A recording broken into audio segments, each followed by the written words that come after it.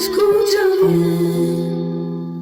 El Señor hoy te dice, tu oración si escuche,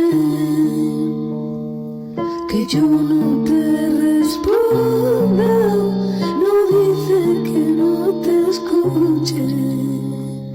Sea con palabras o lágrimas, yo te logro entender